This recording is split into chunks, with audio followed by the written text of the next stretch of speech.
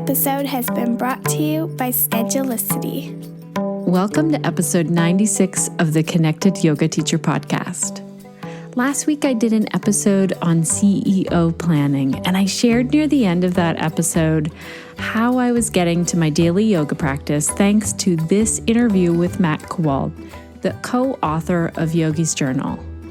If you have been wanting to add in a new habit, or if you help yoga students with their at-home yoga practice, this episode has so many tips and tricks.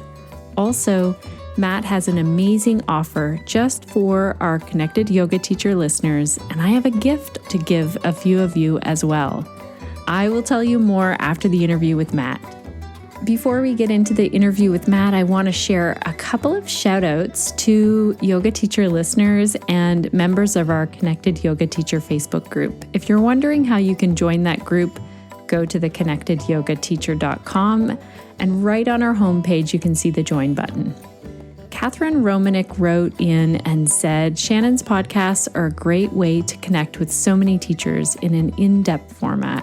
It is a wonderful forum for a wide range of subjects related to teaching yoga. Thanks so much, Shannon, and happy birthday. Thank you, Catherine. I had done a call out a while ago for my birthday, and I know a lot of you reached out and left reviews, and it means a lot. That was a couple of months back, way back in October. Also really cool is that Matt Kowald, who is the person I'm interviewing today, left a review. Matt says, I love the podcast. Shannon covers so many areas of yoga and insights in teaching yoga. I love Shannon's style of interviewing. I always leave an episode with some great information. If you are a yoga teacher or a yoga practitioner interested in learning, I highly recommend this podcast. Thank you so much for creating the Connected Yoga Teacher, Shannon. Thank you both Matt and Catherine for taking the time to leave the reviews. Thank you, Matt, also for your time today in this interview. As I said, it really impacted my own personal yoga practice. If you are new here, welcome. My name is Shannon Crow. I'm a mother of three, a yoga teacher, and a trainer and consultant working for yoga teachers.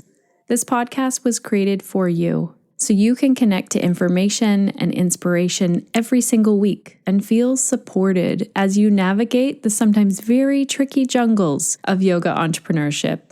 I know it can be a really tough gig. Also, have you checked out our show notes yet? There will be an extra special bonus in our show notes. So this one is at theconnectedyogateacher.com/96. You can even listen to an episode right from there. Click on the timestamps. You can also leave us a review. That would be amazing. Before we dive in and meet Matt, let's hear our hot tip of the week from Chelsea at Schedulicity.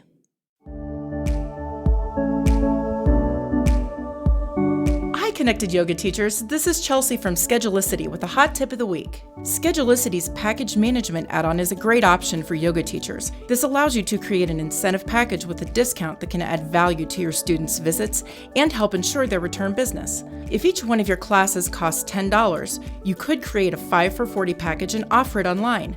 Then, when your clients are booking a class, they'll see this option. Payment is required upfront for packages, so you'll be paid and they'll have a great reason to come back. Maybe one 5-class package is all they need to turn their yoga practice into a habit.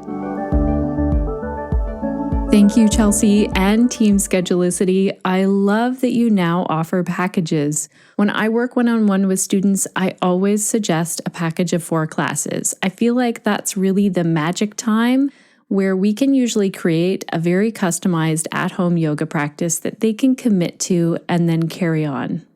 Alrighty, Connected Yoga Teachers, I really want to dive in and have you meet Matt. He's a varsity wrestler living in Canada, but originally from Australia.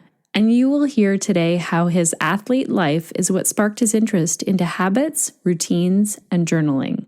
Matt is a personal trainer and a yoga teacher. He studied exercise sport and rehabilitation science at Curtin University. He's now studying kinesiology at Brock University here in Canada.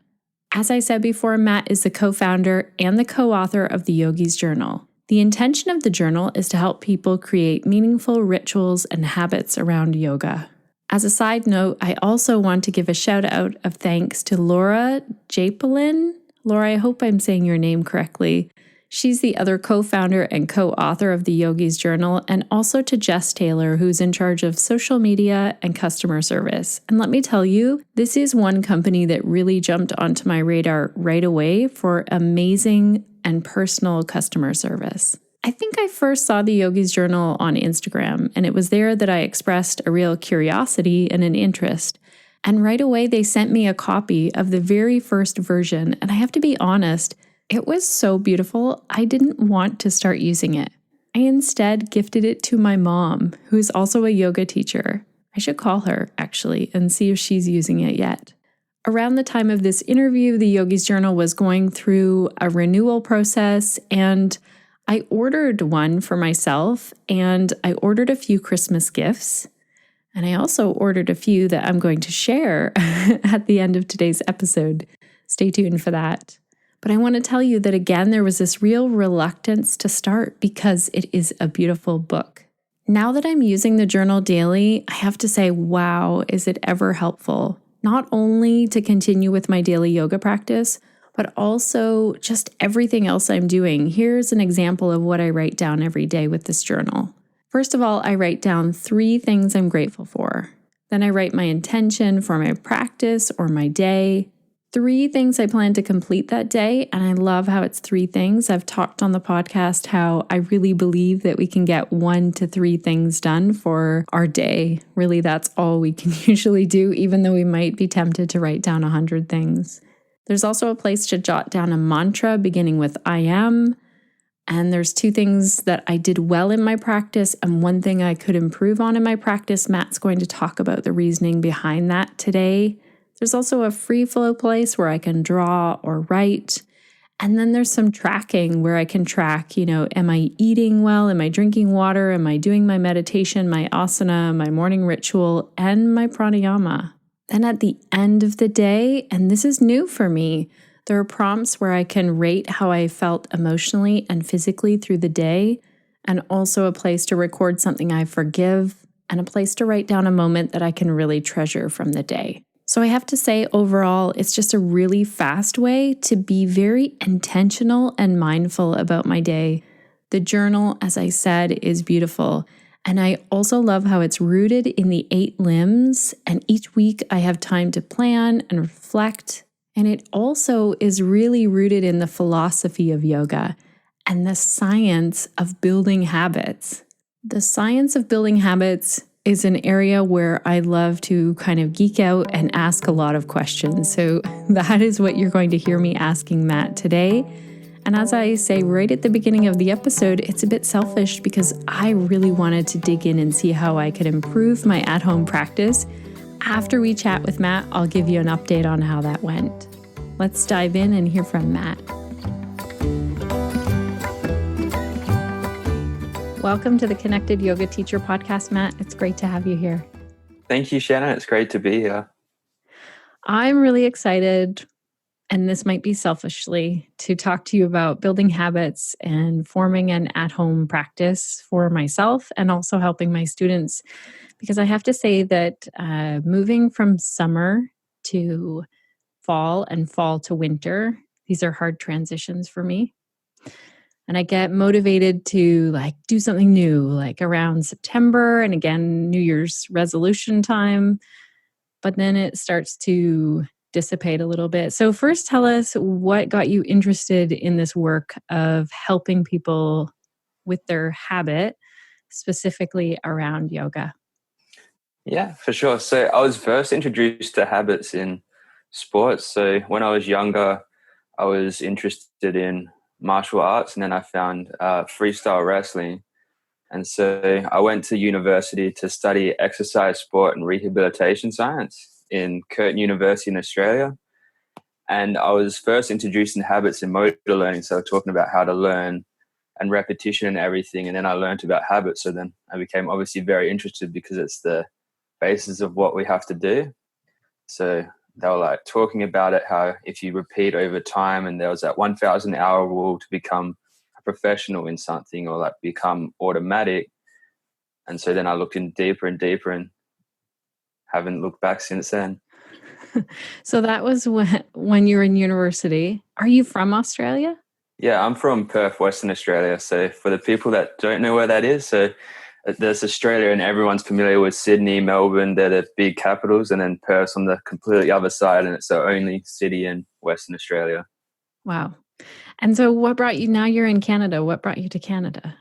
So I was doing freestyle wrestling in Australia, and obviously it's not very popular there. They love cricket, they love volleyball, anything to do with beaches. There's no snow in Australia, so I don't know why wrestling's popular in Canada, but so it's pretty popular in Canada. So then Brock University is where I'm studying kinesiology at the moment, and they have a wrestling program that's top of the line. So they have Olympic medalists. So one of the coaches, Tonya Vivek's there, and she's a 2-time silver medalist for wrestling. Oh, wow. I did not know that we had that here in Canada. So then what got you into yoga? So I initially discovered yoga trying to obviously become flexible for martial arts and wrestling because it's really hard on your body. So yoga was was that yin to the yang. And then obviously as I learned more about yoga, I fell in love. And so I started with asanas, and then I found out about meditation, pranayama, and everything else in yoga, and haven't looked back since I started finding it in 2011. That's amazing. And so then you went on, and I have to just say this is so you're studying full time, are you, at Brock? Part-time. Part-time. They call it full-time, but yeah. But it's not full-time? Because I'm a athlete as well, it's just 3 credits. So instead of taking a 6 credit, what they call full load, our full load's 3 credits. So. And is this how then you have the time to co-design, because you have 3 founders, right, to the Yogis Journal? Yeah. And correct. so this is how you found the time to co-design something and to sell a physical product? Like, I feel like that's almost a full-time job. Yeah, so it helped a lot because obviously I have my morning routine. I have my lunchtime and evening where I try and put things into each other. So that's how habits are useful. So once you start a habit, this time's for that. You have your triggers. So mine in the morning's obviously a coffee, and that helps trigger my morning creativity. And then so it helps me block out time to be more productive. Okay, tell me about that. So your coffee is a trigger. Is this kind of like Pavlov's dog theory, like ring the bell and then the dog salivates kind of science experiment? If you drink coffee, then you're more creative now? Well, it's pretty much exactly like that. So I'll rewind a bit to what habits are. So for those that don't know, if you think about trying to learn to tie your shoe, if you had to think about it every time, so when I was a kid, I got taught around the loop, thread it through, pull it tight. And then you think about it and you think about it and you think about it. And then all of a sudden you don't have to think about it, and you just get a shoe and you put it on and you put on the shoe. Right. So that's what a habit is. It's just a behavior that becomes automatic. And then we do that so that we can do other tasks more complex. So if you had to think about putting on a shoe, or if you had to think about every single thing you did and the steps, it'd be very taxing for the brain and it would require a lot of energy. This makes total sense, because sometimes it requires a lot of energy for me to roll out my yoga mat and get to it. Probably because I fall away from that habit. Okay, so you're saying that you have things set up, and that's what's giving you this time, this extra time. So I'm sure you have our listeners' full attention now, because everyone's complaining about time. And also, I know a lot of yoga teachers get away from, struggle with their own personal practice, and help other students with their personal practice. So can you give us some hints of how we can build in a habit of doing yoga daily then? Yeah, for sure. So yoga daily, I struggled with a lot as well to start with. So the biggest thing you have to keep in mind is, when you have a habit, you got 3 things to think about. So you have the trigger, which is a thing that tells you to do the behavior. So if you ever go to a shop and then you're like, oh no, I forgot my recycled shopping bags, and the trigger's the shop, but then you forgot about them because the trigger's when you don't have them in hand. Right. So you want something to trigger the behavior. So for the trigger for the grocery bags, another one, you could have them in the car and make sure that as soon as you put them out, you could put them back in the car, so you always have them on hand. Right. And then another one is you could also use it. So if you do a grocery note or something, you could put on the bottom, say grocery bags, so recycled bags. So if you have a look through, then it's a reminder, and that's a trigger. Okay, I'm going to the store, and I grab them. Or you could hang them up by the door, somewhere where you can see them. So obviously there's like different types of triggers. So you got a hot trigger and you got a cold trigger. So a hot trigger is something that reminds you to do the behavior when you need to do it. Okay. So say the grocery list examples of a hot trigger, you see it, you're like, okay, I need the grocery bags, and it's at the right time. The cold trigger would be when you get to the shopping center and you're like, I need my grocery bags, but they're at home. So it's not very useful. Right. Not helpful. Not forming a good habit that's useful at all. Okay. So how do we translate that to then our yoga practice? So for our yoga practice, a cold trigger would be something, say you're in the office or you're away from home and you can't do your yoga practice, and you're like, I need to do my yoga practice, but it's too late. And then a hot trigger would be something, so if you're creating a morning ritual, so you could make the hot trigger, okay, after I finish brushing my teeth, I go to my yoga mat, and you plan it out. And so that could be a hot trigger. A hot trigger could be creating an environment. So if you make a little space that's just for your yoga practice in the morning, you have your mat already rolled out there, so the night before you could set it up. Because I often find I have a lot of motivation at night time to do stuff, and I wake up in the morning, I'm like, everything's too hard right now. Right. Right. So if you take out the mat and you set everything up and you've got your clothes that you want to practice in, everything set up and folded there, then it's less work that you have to do. So then it's easier to get it to it. Right. Okay. This makes total sense to me. And let me just say that I find that one of my triggers right now in the morning, and I worked on this for a while. So one of my triggers and that I've formed a habit around is that my alarm goes off. It's on my phone. My phone is near my bed again, which I had moved out of my room for a while. And the first thing I want to do is either quick check social media or check the weather or listen to a podcast, mostly the news in the morning. So as soon as I have my phone in my hand, then I think of other things other than my yoga practice. So a while ago, I had moved my phone out of my room. I'd gotten an alarm clock that only makes sound or plays the news, because I thought, well, this will be good if it plays the news while I'm waking up, and then that'll be over and then out I'll go. So can you give us some help if we've formed a habit, but it doesn't seem like a very positive one, like checking our phone first thing in the morning? Yeah, for sure. So obviously the first thing you need to do is be aware of like what triggers it. So you know that the alarm goes off and your phone's on.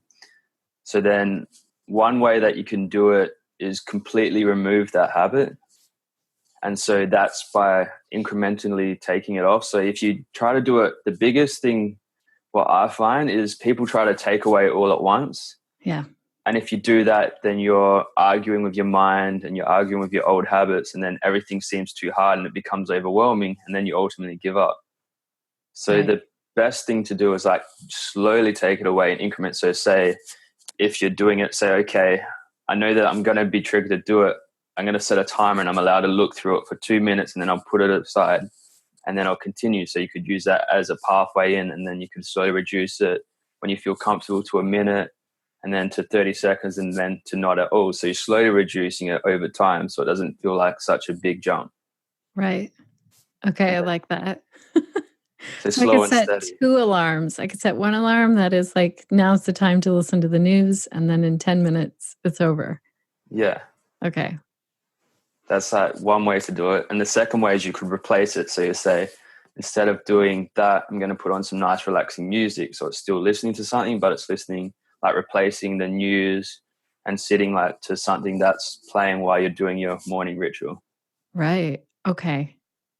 I like this. So you're still using the trigger phone in hand, but the phone in hand to play music. Right.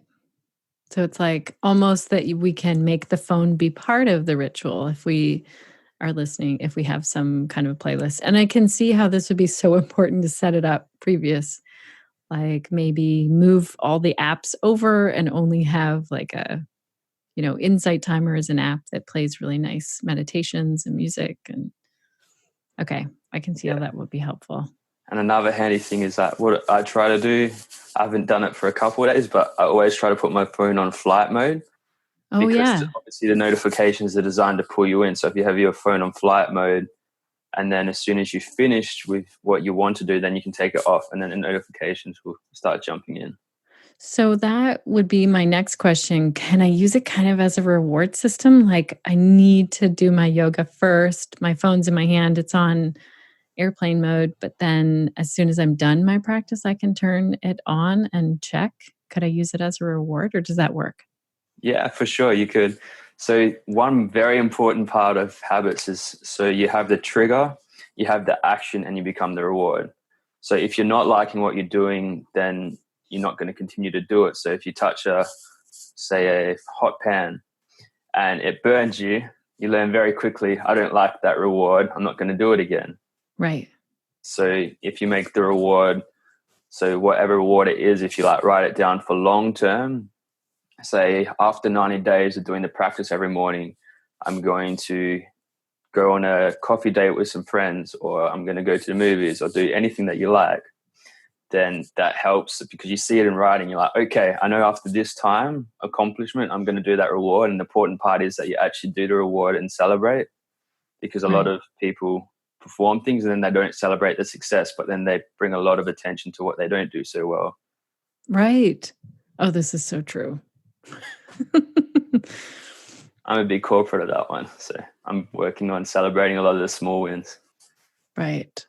Okay. So we set up and we make a trigger, like we develop a trigger. We plan things out, say the night before. Anything to help us through the rest of it, like the acting on? Yeah, that's the most important part. So obviously you need the motivation to do it. And everyone's really motivated at nighttime. They're like, oh, I'm going to get up. I'm going to do 30 minutes of yoga. I'm going to go for a 30-minute run. And you wake up and you just don't have that energy. Yeah. So the most important part is setting up small steps. So say for me, I started off, I'm going to do a yoga practice for just 2 minutes in the morning. It's going to be this. And then a lot of people, they don't set a maximum. And that's a big mistake. So say you say, okay, I'm going to do 2 minutes, and then you do an hour. But then all of a sudden you set your standard at being that hour because you did it once, and then you feel guilty if you don't get it in. Right. So, and then you end up you can burn yourself out or become tired or anything. So if you keep a maximum, okay, the minimum amount I'm going to do it is get onto my mat and just do one pose for as many breaths as I feel comfortable. And then you set a maximum, say, but the maximum amount of time I'm allowed to spend on my mat is 10 minutes. That way you don't set your expectations too big. And so you can slowly build up as it becomes automatic, and then eventually stepping your mat will become automatic, and then you can slowly increase your morning practice. Right. Oh, this is speaking volumes to me, because I'm kind of if I can't do it perfectly, then I'm not going to do it at all. And I used to do an hour a day, and I had that habit set up. And when I fell away from that, I just feel like, wow, this really isn't yoga then, because it's not a full hour. Yeah. A lot of people fall in that trap. I've fallen in that trap a lot of times. I found out about that trick probably 2 years ago, and it's really changed the way I do things.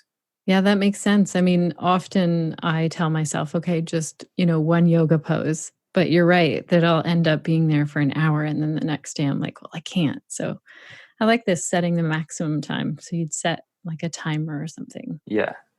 What about that perfectionistic?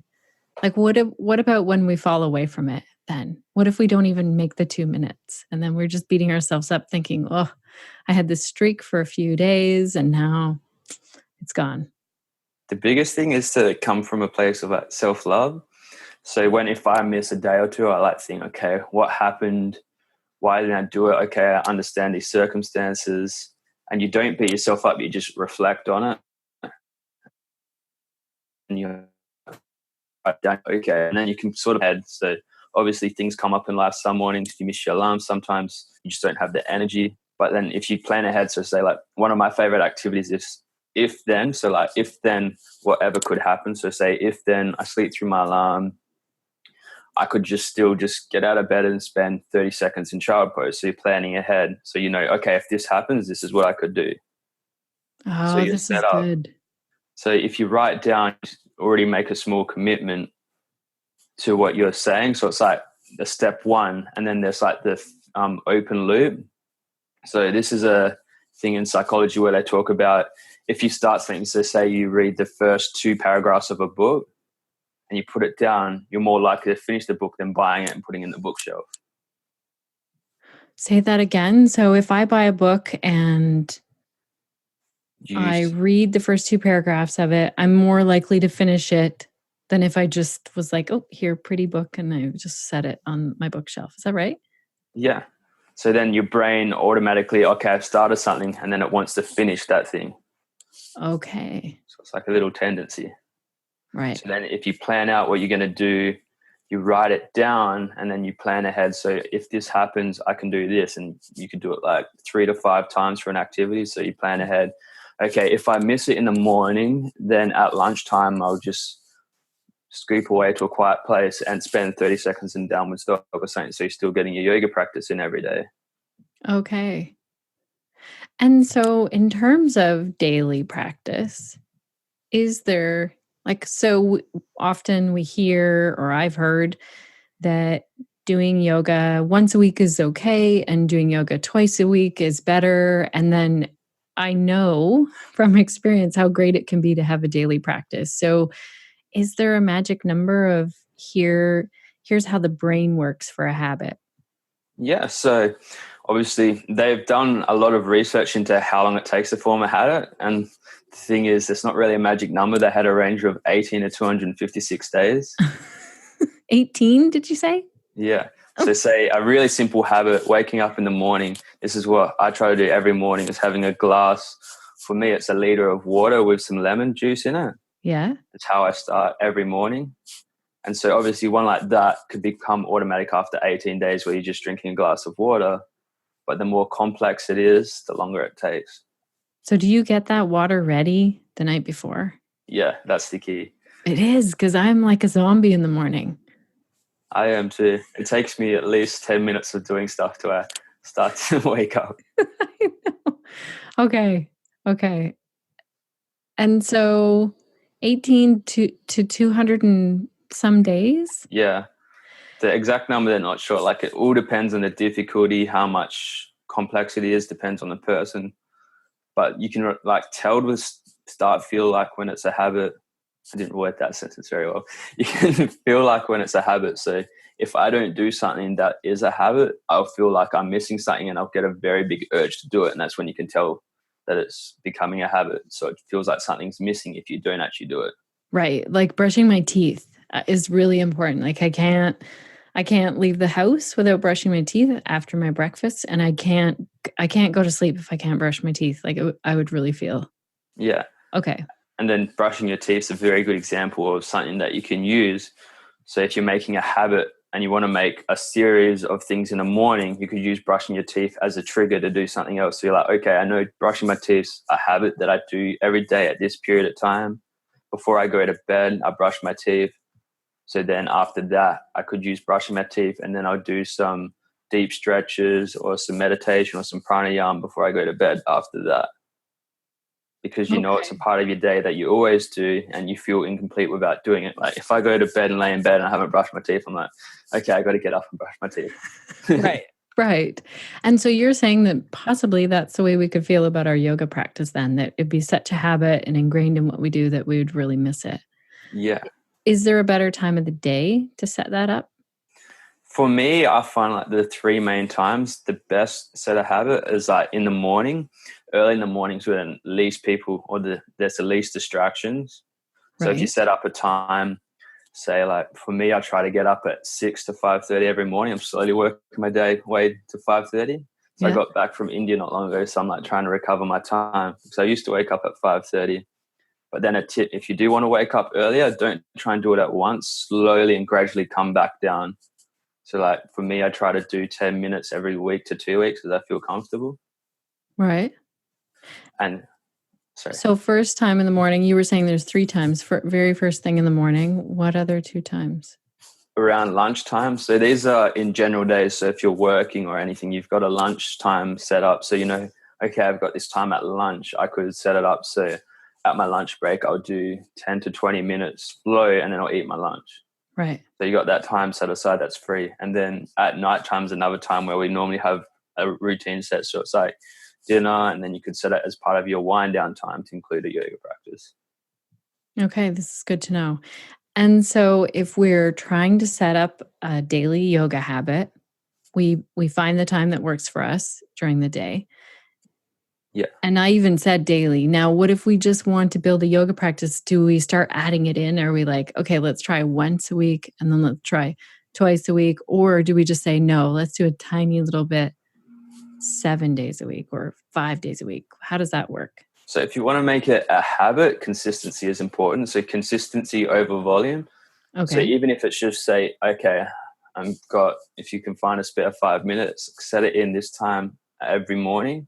So I'm just going to talk for a morning habit for now. Yeah. So you say, okay, I'm going to set it in 5 minutes.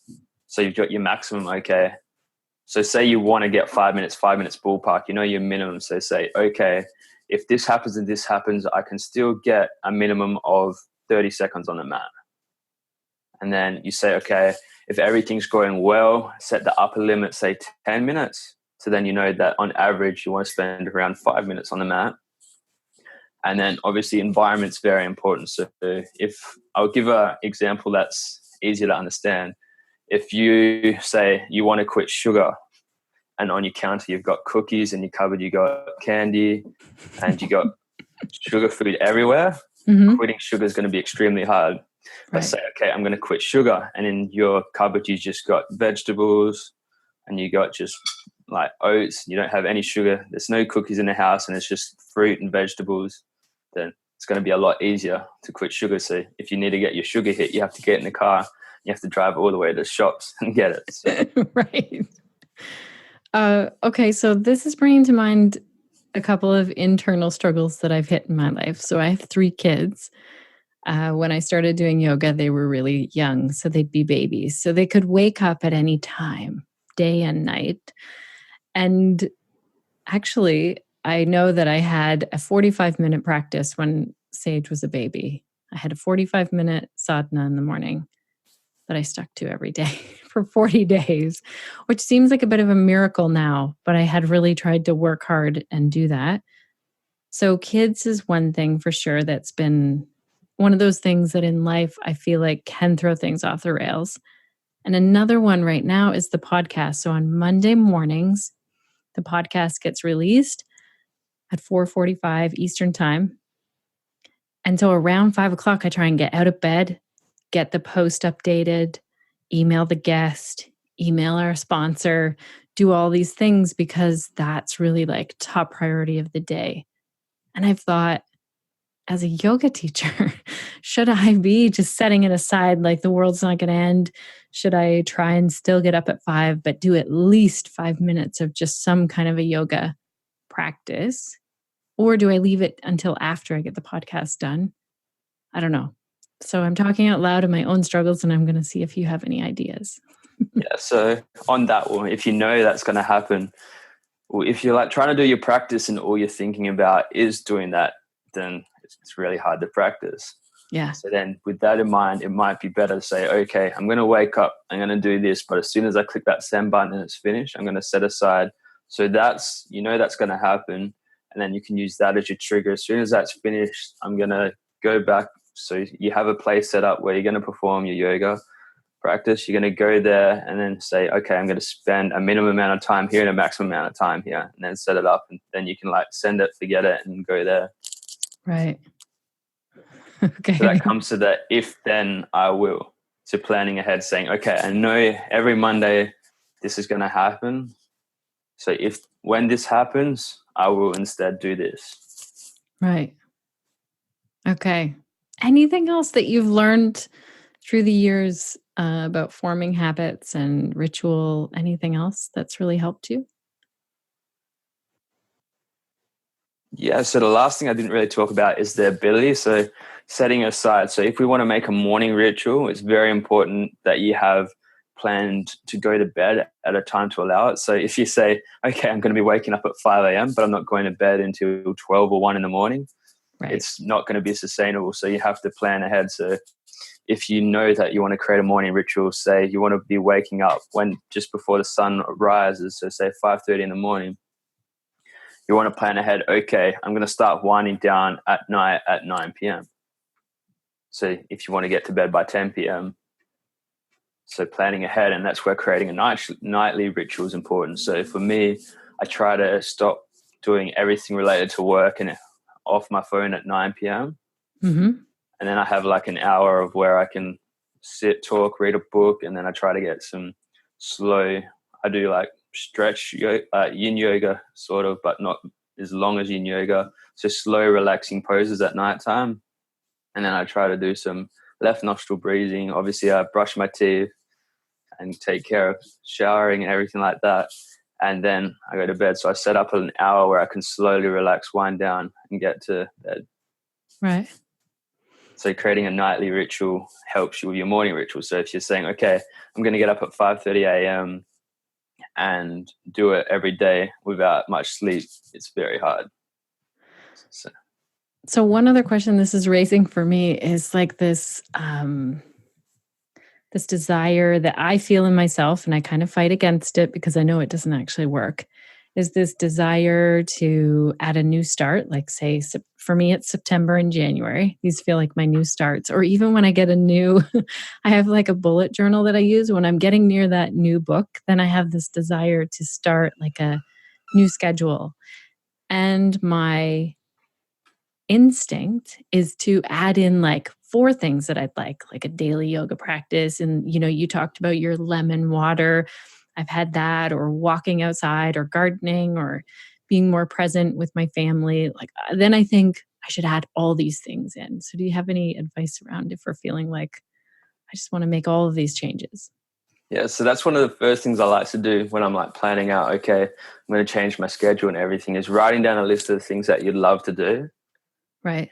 And then you go through the list and you like ask yourself which one actually resonates with me. Like a lot of times we want to do stuff because we hear friends are doing it. Yes. And then we're like, yes, this is good. And it's like your ego speaking, but really like if you listen to your heart and what like you want to be, where you want to be, it doesn't really relate with you. Yeah. So if it doesn't resonate with you, then in the long term, you're not going to want to do it. So say 2 weeks and you're like, why am I doing this? And then you're setting yourself back and then you don't end up completing it. And then a lot of people feel guilty. And then they're like, okay, I can't stick to anything. It's very hard for me to make habits. And a lot of the time they're not even doing things that they actually want to do, and that resonates with them. I used to think that I wanted to host dinner parties, but I don't want to do it. That sounds stressful. Yeah. But I see like, different magazines or things online and hear how, like, I think it would be great. I don't want to do it though. So yeah, it's hit my to-do list and then it never works out. So what I would do is I say, if it's like 1st of January, a lot of people have a lot of fabulous ideas. They're reading this, they want to start this, they want to start this. So make a list of everything that you want to do and then go through the list and like ask if it resonates with me. And then another question is like asking why.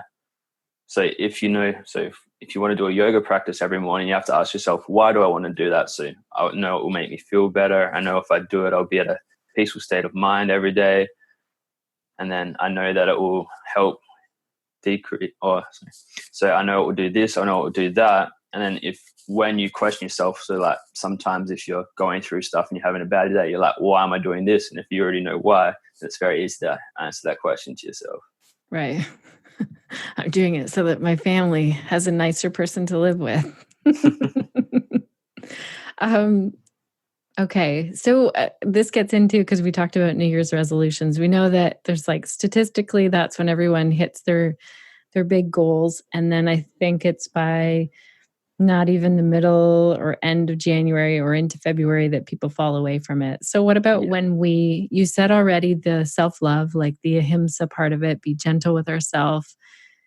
And then when we're coming back to a habit, we just start with those baby steps again. Would we set our minimum really low?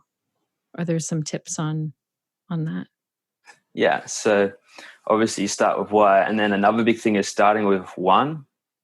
So you'd number them and you say, okay, this is the one that I really wanted to, this is my least one, but know that eventually you're going to get to them all. Like, we've got time and everyone tries to do everything at once and then they can't do it. And then they just stop everything at once. Right.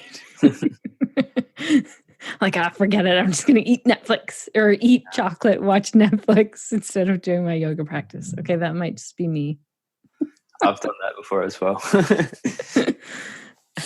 So what I would do, so if I was going to start a new habit, say January 1st, I'd make my list. I'd ask myself, which ones are actually resonating me? Which ones do I want to do? And which ones is it just because friends and these people are doing it and it's my ego speaking? So how did that really connect and make sure that it's true to who I am and where I want to be? And then I might ask myself, okay, so why am I going to be doing these? Make sure I have a clear understanding of why. And then I'd number them from most important to least important. And then I'd choose, okay, so 1 is the one I'm focusing on. And I'd work out, okay, where can I fit this in my day? So it could be, I can fit it in the morning, or this would be best fit at lunch, or this would be best fit at night.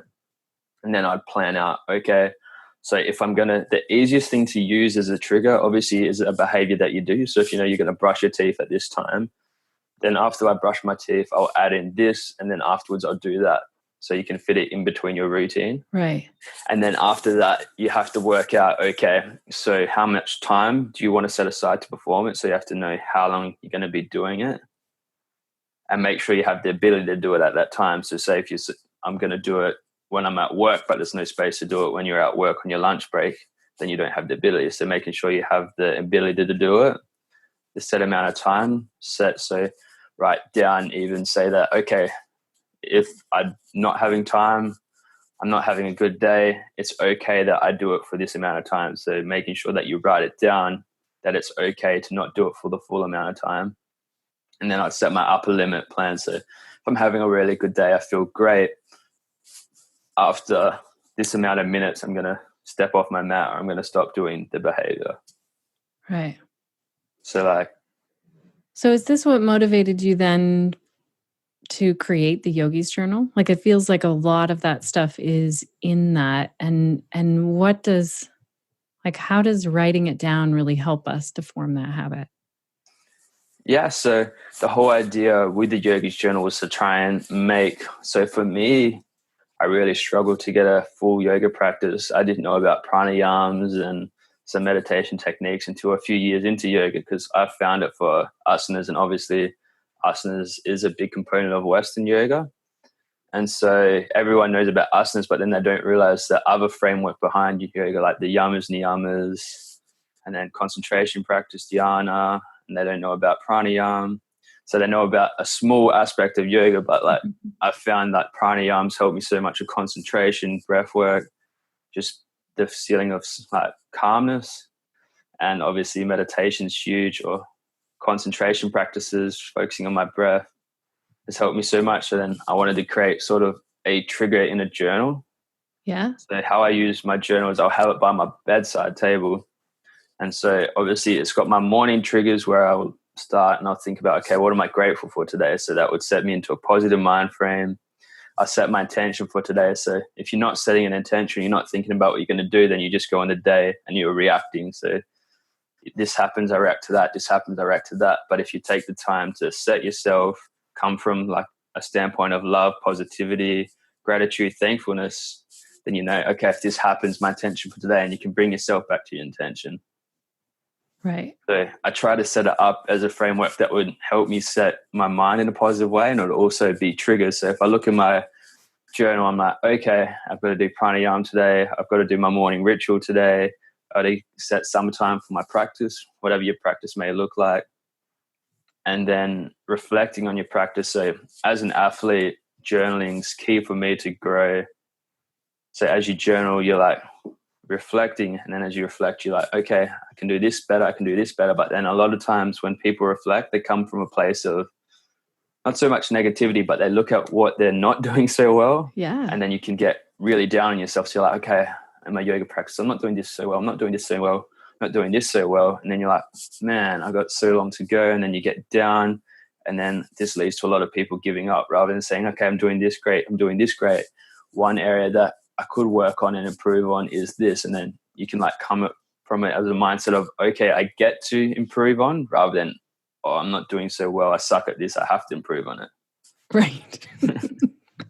This, I think, is really something in the yoga world that we see. Like someone will be saying, I've been trying to get this pose for like a year or more, and you're right that unless we have this daily practice to get there, like even if I think of myself as a brand new yoga student, doing meditation would have been totally out of the question. Like what I consider now meditation.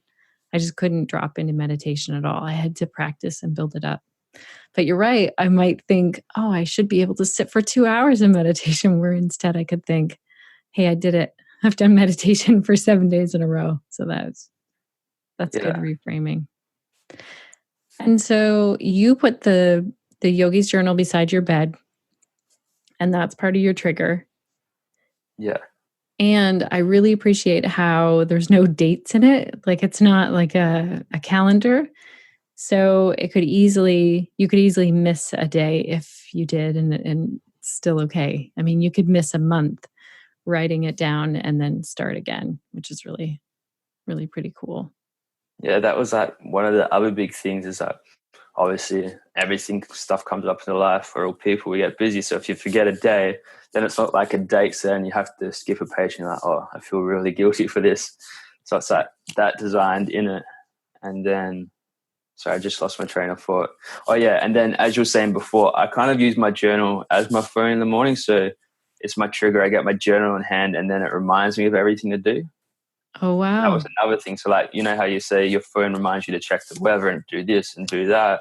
Yeah. That's how I use the journal as a trigger for myself. So it's like reminding me, okay, I've got this in my hand. What am I grateful for today? Instead of thinking of, oh, I've got all this stuff to do today. Got to get doing this. I get to set my mind starting with something. So what I feel grateful for today. And that was really important for me with like all the studies I've seen on how it actually helps people when they're struggling with depression. Practices of gratitude and forgiveness like can increase their feelings in just a few days or straight away. So that was obviously extremely important to me. I had a lot of struggles growing up, so gratitude and forgiveness is something that I've had to learn and has helped me grow immensely. That's amazing. Well, I'm super excited just for the journal getting out there. I know you guys have been working hard on it. It's been a year, over a year. Well, it will be when this podcast comes out. So congratulations on that. And yeah, is there anything else that you would tell our yoga teachers if they're struggling with their own practice or they're helping other people to set up their practice? Anything else that you would want to share with them? I would just say start small. That's the biggest thing. A lot of people say, yes, I want to get to yoga every single day. I want to do it for an hour. And then when they can't do that, they feel really guilty. So obviously I've said it a few times, but it's one of the key components when doing it, consistency over quantity. So you want to do, even if you can't get your hour in, if you can get just 5 minutes on the mat, even less than that, it's okay. Just as long as you do it every single day. If you're feeling sick, like one days when I feel really ill, I'll just sit down. I mean, not sit down, I'll just go into child pose and just focus on my breath for a little while and just get grounded that way. So right.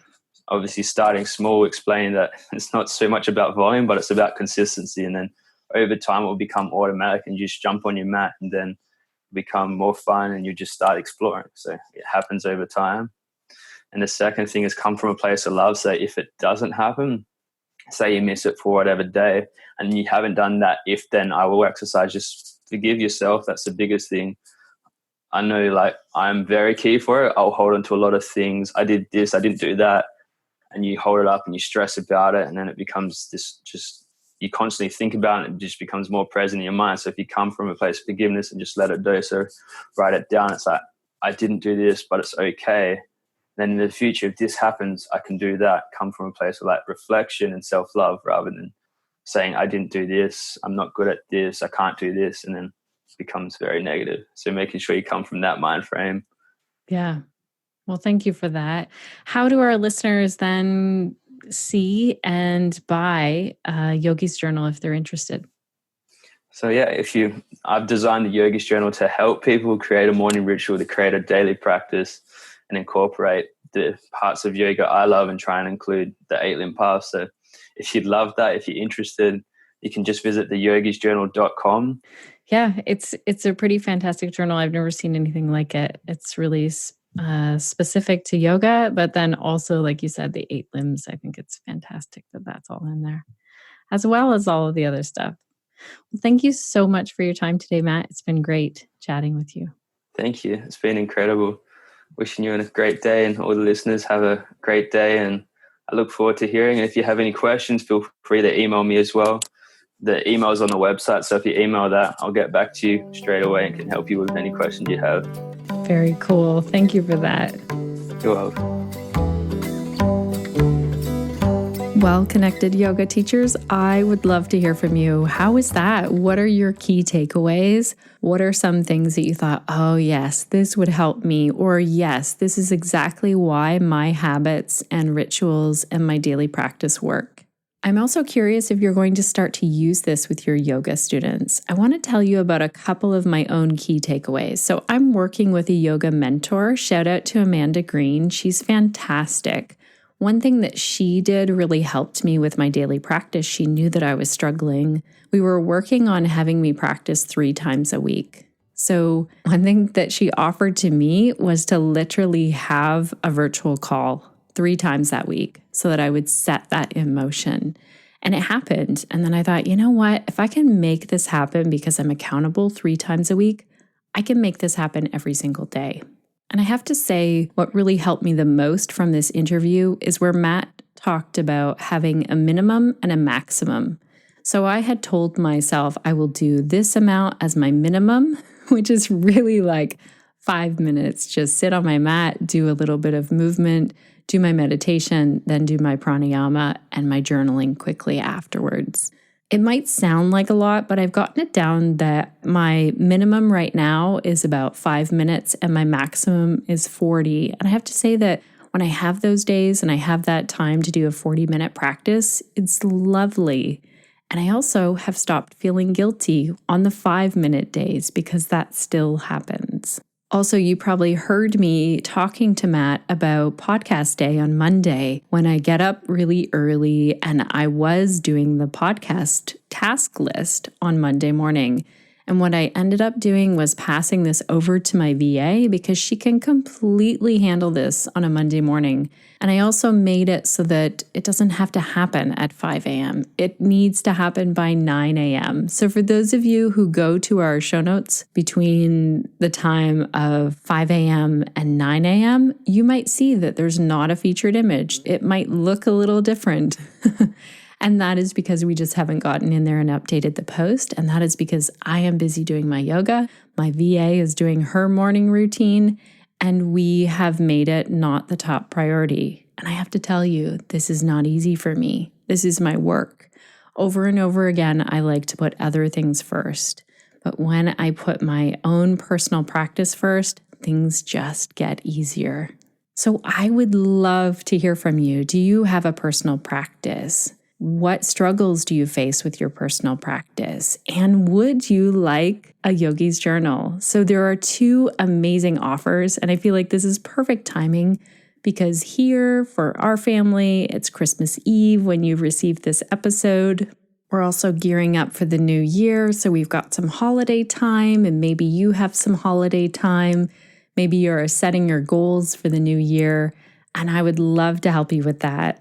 And if you feel like a Yogis Journal might help you, I have 3 to give away. So the way that you enter the draw to win is you share a comment in the show notes about this episode. Really easy. It's at theconnectedyogateacher.com/96. Also, Matt, Laura, and Jess of the Yogis Journal have offered our listeners 20% off. If you are listening between now, December 24th, 2018, and all the way up to January the 2nd, 2019, you can get 20% off a journal. So use the Connected Yoga Teacher code, which is TCYT20 when you check out. So again, the code is TCYT20 and you'll get 20% off. Thank you so much for your time in this episode, Matt. Thank you also to Laura and to Jess for putting so much into this Yogis Journal. I know that it's still growing and you're a new and small company, but I see it really taking off. If you are wanting to meet up in person, I will be at the Toronto Yoga Show, March 29th to the 31st, 2019. And then in April, I will be in Bermuda, April 5th to the 16th, that's 2019, teaching 85-hour Mama Nurture prenatal yoga teacher training. I was just speaking with Samantha, and she was telling me that she was all bundled up in a cozy sweater because it was a little bit chilly there. And I know that by April, it is just going to be such a treat to be in a warmer location. Also, that training will be happening in Meaford, Ontario again, starting April 26th, and it happens over 3 months. We have some registrants already signed up from all over Canada and the US so far. I'm really excited to see us coming together. Then in November 2nd and 3rd, 2019, I'm in Meaford, Ontario, teaching a 20-hour Yoga for Pelvic Health yoga teacher training. Also, one other note, our group program for yoga teachers is happening again. It starts very soon, January the 10th. It might be full by the time you hear this episode, but if there are spaces, make sure you go to look under Work with Shannon. Under that, click on Group Program, and you can fill out the application form, and we will tell you if that one is full or if you can join the next one. Thank you so much for taking the time to tune in today. I hope that you are enjoying a little holiday, that you have some planning time for you, that you fit in your yoga practice. Reach out and connect either in our Facebook group or send me an email. I'd love to hear from you. Okay, connected yoga teachers, what will you be doing this week? What habit, ritual, or practice are you doing after listening to today's episode with Matt? How are you connecting to yourself, your practice, and to your community so that you can share the yoga that lights you up?